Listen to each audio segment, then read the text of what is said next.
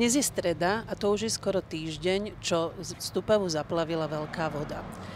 Stojíme pred našou hasickou zbrojnicou a spýtame sa, ako vlastne hasiči pomáhali, lebo boli nasadení od prvých chvíľ. Kedy to začalo? Prvé výjazdy spojené so zmenou počasia, s výstrahami, ktoré pre Stupavu platili, tak začali po štvrtok, 12. septembra. V noci?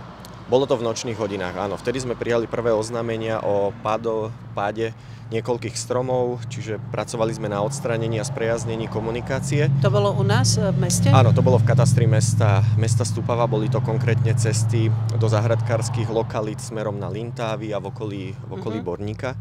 Ten piatok sa zdal byť taký pokojnejší, tam tých výjazdov toľko nebolo, ale tiež sme pracovali na odstránení niekoľkých prekážok. Ale vlastne stále pršalo. Stále pršalo, ale ešte tá situácia sa tak nevyhrotila. A vlastne to najhoršie začalo v sobotu. Áno.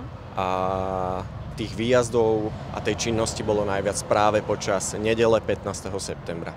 Čiže to tak vrcholilo. A koľko vás bolo ako dobrovoľných hasičov nasadených? Počas toho štvrtka bolo, myslím, že 6 chalanov, ktorí pracovali. Stále bolo v pohotovosti niekoľko chlapov v zálohe. No nikto nečakal, že nás bude treba toľko. Myslím, že v sobotu tých chlapov pracovalo 15 a počas nedele ich bolo 18. A kde boli také najhoršie miesta, kde to tak ako kulminovalo a tá voda bola taká najhrozivejšia?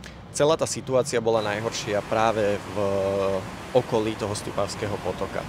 Nie len v blízkom, ale aj v tom vzdialenejšom, kde sa tá voda dostávala. Zasiahnuté oblasti neboli v máste, neboli na, povedzme, kolónii.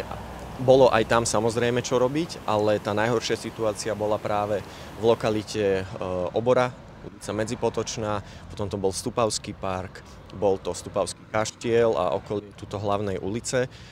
Nieslo sa to ďalej Záhradná, Bytunková, až vlastne potom aj na tú kolóniu, ale tam tá situácia už nebola tak závažná, ako to bolo práve v týchto prvotne spomínaných miestach. Takže veľa pršalo a vlastne tá voda stekala z Malých Karpát a stretla sa v tom potoku, čo sa zmenil na rieku. Áno, nie len z Malých Karpát, ale aj z Borinky. Jasné. Vlastne tá situácia bola zlá a kritická aj v Borinke a všetka tá voda, ktorá zasiahla Borinku, tak následne prišla do Stupavy. No teraz skoro po týždni tá voda už teda opadla, ale tie následky ešte stále riešite, takže chlapci zrejme odčerpávajú vodu. Áno, dnes je streda, ak sa nemýlim, 18.